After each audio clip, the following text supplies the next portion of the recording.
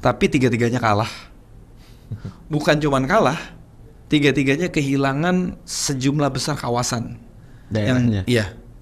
Mesir kehilangan Gurun Sinai, seluruh Gurun Sinai itu dikuasai Israel. Jadi sampai ke Ismailia, sampai ke dekat terusan Suez.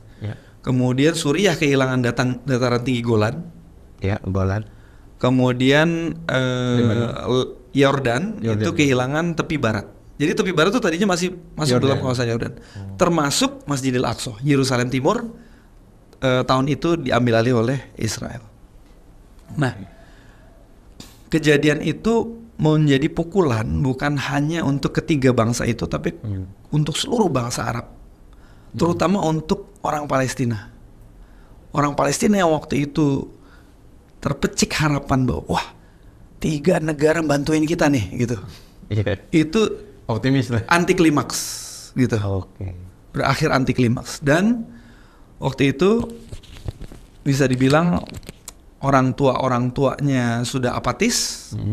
Udahlah, nggak usah lagi kita ngelawan penjajah lah, mau gimana lagi? Ya mirip seperti Indonesia di bawah penjajahan Belanda.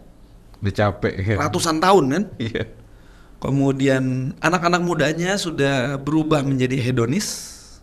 Perempuan-perempuannya juga ya udah tergiring untuk hidup seperti orang barat.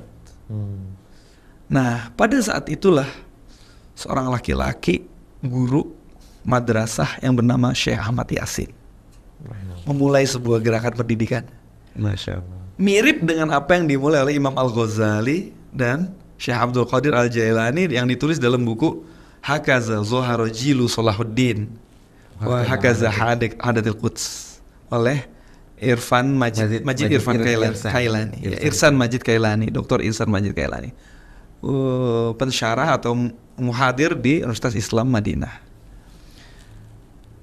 Dimulailah sebuah yayasan namanya Mujama' Al-Islami di kawasan, di desa namanya, di kampung namanya As-Sobro. Itu kampungnya Syekh Ahmad Yasin. Nah, kantor Mujama' Al-Islami itu markasnya ke rumah beliau itu hanya sekitar 250 meter. Deket lah. Iya, saya waktu ke sana saya nampak tilasin itu. Di tengah-tengahnya itulah beliau syahid. Yang di rudal itu? Iya, di tengah-tengah. Jadi dia lagi pulang, diantar dari masjid, sholat subuh menuju rumahnya di rudal. Jadi Syekh Abu Bakar Awaidah menyampaikan bahwa waktu itu Syekh Ahmad Yasin memutuskan ini harus ada perubahan generasi dari akarnya. Maka yang pertama kali dibangun oleh beliau justru Raudhatul Atfal. TPA gitu-gitu. Iya. Dan kemudian gerakan halaqah Al-Quran. Pada waktu itulah beliau mendapat cemoohan dari pejuang-pejuang PLO Munazzamatul Tahrir Filistin yang dipimpin oleh Yasser Arafat dan sayap militernya Fatah tahun 1967. Gimana sih, kita waktunya angkat senjata kok kamu malah ngurusin anak-anak, malah ngaji, gitu. Malah ngaji dan lain sebagainya gitu ya.